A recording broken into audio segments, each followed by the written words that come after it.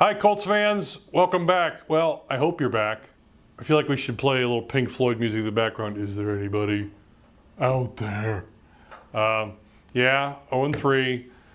Yes, they gave the Steelers a run last Sunday night, and Dwight Freeney, Robert Mathis, they beat on Ben Roethlisberger all night long, and there's Jamal Anderson's fumble return for touchdown, and boy, we thought the Colts were going to win, and then last second field goal, lose 23-20, and now Colts are 0-3.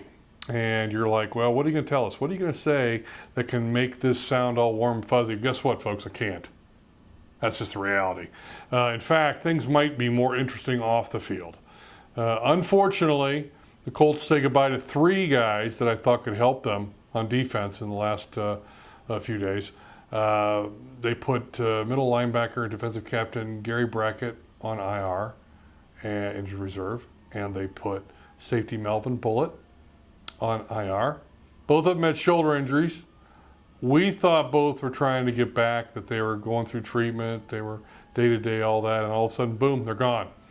Colts also waived Justin Tryon, a cornerback that many thought should be starting, but instead was falling down the depth chart. And I can't explain that, folks, and the Colts aren't exactly clearing that up. I know I asked defensive coordinator Larry Coyer about it last Friday. He said ask the head coach, so maybe we will.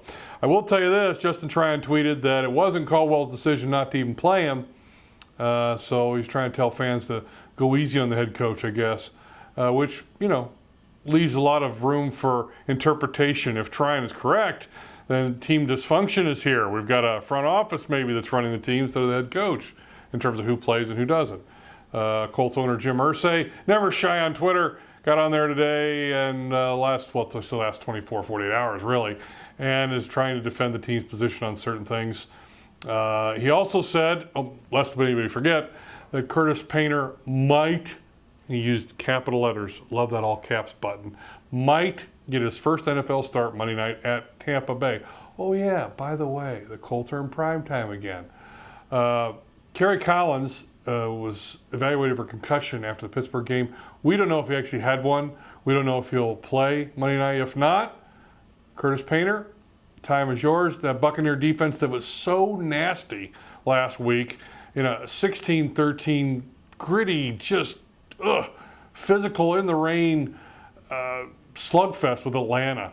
They battered Falcons quarterback Matt Ryan, sacked him 4 times, forced 3 turnovers. So very, very gritty Tampa Bay team. Collins can't go, then you have Curtis Painter starting.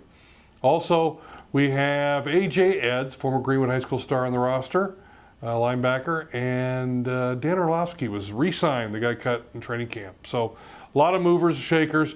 One more IR note I can't forget. Early in the week, Jim Irsay said at a Super Bowl breakfast that Peyton Manning might practice by December, but he expected him to be back for 2012. And everybody went, Manning out for the year, Manning out for the year, done deal. Well, folks, I believe that. Most of you believe that, but it's not a done deal yet. We can't jump the gun on that. As of right now, Peyton Manning has a seat in the coach's booth, probably talking to Clyde Christian, the offensive coordinator, and telling him whatever he sees. Right now, Manning is still on the active roster. I don't expect him to be placed on IR till later in the year.